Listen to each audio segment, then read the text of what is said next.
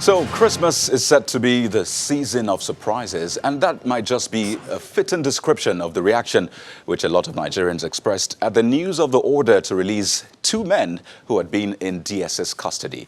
They are Colonel Sambo Dasuki, retired, who was the National Security Advisor to then-President Goodluck Jonathan, and Mr. Omoyele Sowore, the convener of Revolution Now protest and publisher Sowore Reporters.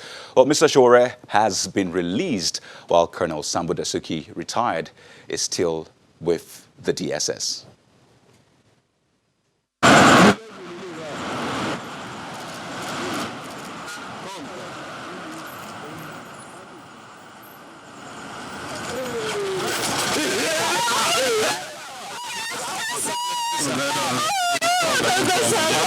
Yes.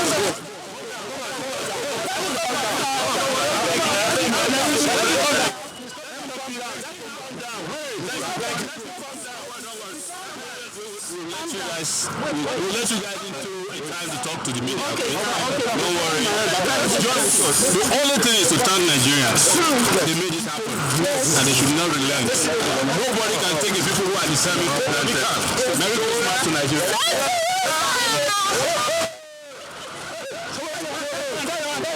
Revolution now.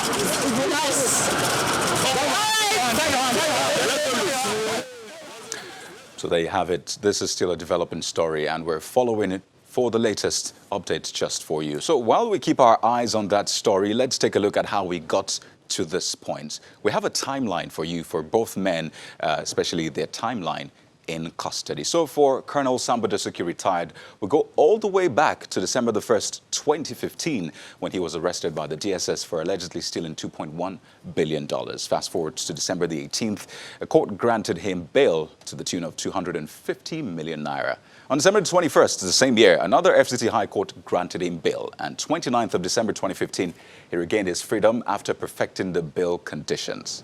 But here's the tricky part. On the same day, he was rearrested by operatives of the DSS and goes on the AGF ordering his release. And today, it's 1,484 days he has spent in custody. For Mr. Sowore, it's similar. August the 3rd, 2019, he was arrested by the DSS in Lagos just ahead of the planned Revolution Now protest on August the 5th. On August the 6th, the government sought a court order to detain him for 90 days to complete their investigation. On August 8th, Justice Taiwo of the Federal High Court sitting in Abuja issued a court order to detain Mr. Sowore for 45 days. If we just have that timeline for you on the screen, it goes to September the 20th. And let's just keep till today when the order was given for his release. It's been a very bumpy road, honestly. So let's sink into these issues. I mean, a lot of questions abound. Is this better late than never? Why did it take this long? And the fear, would he be rearrested, or would Colonel Sambo Dasuki be rearrested? So let's get into this issue tonight. And I'm being joined by a member of Mr. Sowore's defense team, Mr. Inibe Effiong, who is also a legal practitioner. And right next to him is Mr. Wole Aboderi, Special Assistant to the President on NGO. So good evening, gentlemen. Thank you for joining us. Thank you. Well, Mr. Effiong, I'd like to begin with you since, I mean, this is a case you have been following from the scratch. So let's get an update. Were there conditions given for his release? What are you hearing from the DSS, from the AGF at this point? No conditions were given, to the best of my knowledge. I just want to clarify that what has happened today, or what you have just reported, should be properly characterized. It should not be mischaracterized. By that I mean that what the Attorney General of the Federation, Mr. Abubakar Malami Hussein, has done is essentially compliance with extant court orders for the release of Mr. Sowore and, of course, Colonel Sambo Dasuki.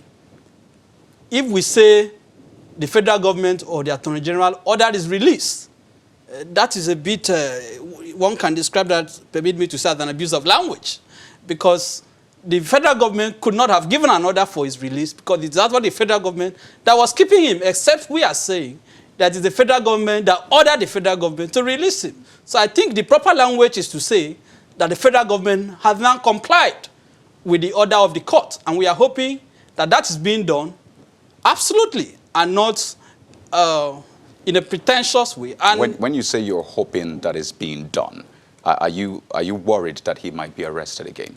I hope that doesn't happen. But for us, it is cautious optimism.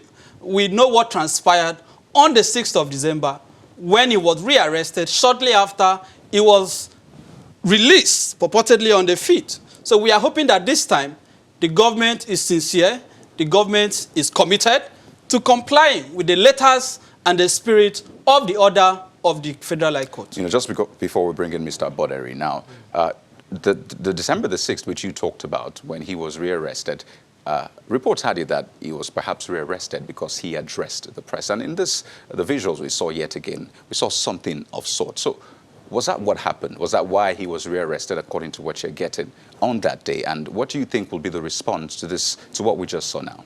2 points. The first is that when Sowore was released on the feet, he did not address the press. In the statement issued by the SSS and of course Malam Garba Shehu, there was no reference to the fact that he had breached the terms of his bail. So we need to make that point clearly. They never said that he had breached the terms of his bail. They only claimed he had spoken to some people. Even if that is so, that is the opinion of the government, which is the complainant and the prosecutor, but only the court can determine whether a person standing trial has breached the terms of his bail. But regarding what you are referencing, that you said happened today, I have watched the video, and as far as I'm concerned, the court gave him bail on terms. As I sit now speaking to you, Sowore, to my mind, has not breached the terms of his bail. Right. But even if, supposing, without conceding, that argument is canvassed, again, it can only be an argument. The decision is exclusively made for the court. Definitely. Now let's bring in Mr. Buhari. I'm sure you've been following this from the moment it broke. But the question on the mind of a lot of Nigerians is, why now? I mean, if these men could be released now, that means they could have been released way before now. So why did it take this long for this decision to be reached? Because this is a security issue. It's a national issue. And this government, they try to be careful, you understand, in everything they do. They try to do the right thing at the right time. And, you know, this is a very sensitive issue. You can't take decision, you understand. You have to make sure you do the right investigations and all that. When you have court orders. When you have court orders, you know, when you have court orders, the government has to look into, you understand, the matter, because if everything goes wrong, it's the government that will be held responsible. This guy, Sowore, was a presidential candidate. You know, he contested and lost. And after he lost, he became, you know, a revolution now, you know. And you have to be let me just careful. get this. Does that mean that because he was a presidential candidate, he's not meant to champion a cause? No, what I'm saying, I'm not saying he's not meant to champion a cause. You have to be sensitive to national issues, you know. When you see someone that lost woefully in an election and is calling for revolution after the election, the majority of Nigerians voted. Look at the difference between Buhari, the president, Muhammad Buhari, that won, and the next candidate, you know, Abubakar Atiku. You can see the difference, you know. You can see what he got. And majority of Nigerians have voted, you know. Nigerians should move on and let's, you know, let everybody come together to move Nigeria forward. So for someone that have contested and came out like that, everybody will be reading some meanings to his moves. When you say everybody, do you mean like every Nigerian? Is that what you read? Is that what you read to Nigerians. Mr. Showore's actions? But it is a bit intriguing that the government and representative of this government continue to pander, continue to seek to make a point about the fact that Mr. Sowore was a candidate in the last election. Sowore was eligible. He was cleared by INEC to contest the election. And let us not forget that candidacy does not derogate from the fundamental rights that Sowore is entitled to under Chapter 4 of the Constitution, including the right to freedom of expression under Section 39 of the Constitution, the right to freedom of association under Section 40 of the Constitution, and also the right to peaceful assembly. So when they say, oh, you were a candidate in the election, Supposing they even want to make a point, we will ask them that President Buhari, that is the commander-in-chief today, contested in 2003 and lost. He went on protest. He went on protest. It was tear gas. Mr. Femi Falana went to court at the instruction of the current president on behalf of ANPP, up to the Court of Appeal, and the court validated his right to protest. 2007, the same thing. 2011, the current president called for revolution. After the Egyptian model, the revolution in Egypt, about 800 people were killed. Right. Sowore has not called for violence. Sowore has not thrown, no gun has been found with him, not even a catapult. Right. So when they say you contested election, I think, for goodness sake, they should respect the sensibilities of the Nigerian Okay, people. Mr. Effiong, Mr. Bodere, we'll need to go on a break right now. But when we return, I would like Mr. Bodere to respond to some of the issues. Especially people are saying this is perhaps because of the heat and, the attention this matter has gotten. Maybe that's why the government made the decision right now. But we'll find out from you when we return from this break. Stay with us. So let's get back to the conversation, everyone. We have a member of Mr. Sowore's defense team, Mr. Enibehe Effiong, who is also a legal practitioner. He joins us tonight on the program. And right next to him, Mr. Wale Bodere, a special assistant to the president on NGO. We're talking about, the release of Mr. Sowore and the expected release of Colonel Sambo Dasuki, which was contained in a statement released by the AGF much earlier today. A lot of questions have been asked. So let's return to Mr. Bodere. Just before the break, I was talking about the pressure which the government has been under in the past, few months and days, not just from local, civil society groups, even from the international community. So seeing this response from the government, is it perhaps in response to all the pressure and the heat the government has been under in recent times? Don't let us forget that Nigeria has been through a lot lately. Buhari came to government with backlog of issues, especially on Boko Haram, insurgency. After Boko Haram came Fulani herdsmen and all that. Nigeria has been through a lot. So many people, millions of people are in IDP camps. They're still trying to find their way, their foot, a means of livelihood. And this revolution now is coming up. When is Nigeria going to have peace of mind? Do you understand? So, are you saying that a person calling for a protest is a threat to the peace and stability of the country? Anybody can stir up anything, Well, you do know that there's a right to protest. I know, but you can protest. A lot of people have been protesting. But that word revolution, I think that's the major problem. Right. Another issue is you have said a lot of times that you're a staunch supporter of the president, aside being, special assistant. But then the major issue here for a lot of people is obedience or disobedience of court orders. Yeah. Are you worried that this is setting a trend? This has been talked about consistently. Are you worried that this is perhaps giving the government a bad image? The president had to look into the matter. That's why AGF was asked to step in. And that's the result of AGF, like government stepping into the matter of this disobeying court orders matter. So that's why AGF Abubakar Malami stepped in and this happened. So I'm asking that, are you worried that this will paint the government in bad light or has painted the government in bad light? I'm not worried because I've known the president since 2011. And president is a very passionate Nigerian. In fact, Nigeria doesn't have anything to worry about Buhari. Buhari is President Muhammadu Buhari, the way he likes to be called, who is the president of the Federal Republic of Nigeria, commander-in-chief, is so passionate about this country.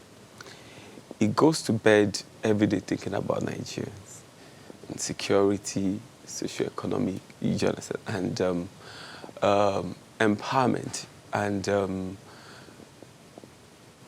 to take Nigeria to the next level. Some of the issues you have raised are not the issues in contention now. Yeah. This is especially about disobedience to court order, which a lot of people have talked about. Yeah. But let me bring in Mr. Effiong. You have listened to him. He says the president has the best interest of the country at heart. So are you worried? Nigerians are not interested, or speaking for myself, I am not interested in the intention of the president. Because even the devil knoweth not the heart of man.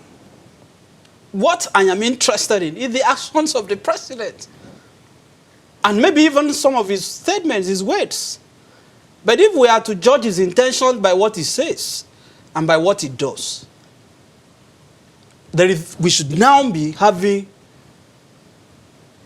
an assembly to whip for this country. You cannot have a democracy. You cannot have a president who swore to uphold the Constitution. A president who came to power on a mantra of change, consistently and perversively so, flouting court orders without consequence, going on national TV, like in the case of Colonel Sambo Daisuke, to say national security is superior to human rights. But with this latest decision, are you hopeful that perhaps things will get better from your side? We are hoping that the government of the day will allow these individuals to enjoy their bail, their freedom. This drama was not necessary ab initio. They should stop talking about revolution. Except we now have a new dictionary, the Buhari's dictionary, that defines words to suit the intention of the president in quote. Because if you look at regular English dictionary, the word revolution is not, there's no hard and fast rule about it. Okay. That is why leaders of the APC, including Bola Ahmed Tinubu, including President Buhari, and others have called for revolution. So if the problem is the word revolution, one word, that's what happened. But if it's about overthrowing the government, the history book for Nigerians in 1983 and 1984, and we know those who overthrew civil democratically elected government. Right, Mr. Ifeong, so we have a few minutes to close now. And I'd like you to talk, we've talked about Mr. Sowore, but then there's the issue of Colonel Sambo Daisuke, who has not been released yet. Do you have an idea what might be responsible for the fact that he's not been released so far? I'm hoping that he's going to be released. There is no need to keep him in incarceration. Because the bottom line is that at the end of the day, Colonel Sambo Daisuke, no matter the opinion you hold about him, I'm not his fan. He is still a Nigerian. He's still entitled to the right to presumption of innocence. He should be released, and I'm hoping he's going to, I believe the process is ongoing. Let him be released. If they have a case in court against him, they should pursue it. Okay, let's bring in Mr. Boderi on a final note. Now, this issue has sort of divided Nigerians. It's been a controversy for a long time. So what do you think the government should do or is planning to do to bridge this divide? Because this is one thing that has caused major division. So what's the plan moving forward? I just want to assure Nigerians that they don't have anything, there's nothing to worry about. The president is a well-meaning Nigerian, very passionate Nigerian. He will make sure it protects the life and properties of Nigeria, and will make sure things move forward. And Nigerians should rest assured that Nigeria has the interest of everybody at heart. It belongs to everyone. That's the message I have for Nigerians. I guess everything will be all it belongs to There's, no one, it belongs to... It belongs to everybody. Right. Yes. Okay, I think that's a great place to leave you, but I'd like to thank you so much, Mr. Inibe Effiong, a member of Mr. Showore's defense team and a legal practitioner, as well as Mr. Wale Abodere, Special Assistant to the President on NGO. Thank you so much, gentlemen, for joining us on the program tonight. Thank you. And wish you a Merry Christmas ahead. Wish you the same. Thank you. So that's our show for tonight, everyone. But don't forget, you can watch this episode and other episodes on our YouTube channel. Just go on YouTube and type Channels Television. You get access to all our data, all our content free of charge. I mean, what's more for Christmas? And that's our show. Thank you so much for joining us. I am Kayode Okikiolu. Have a great Christmas celebration ahead.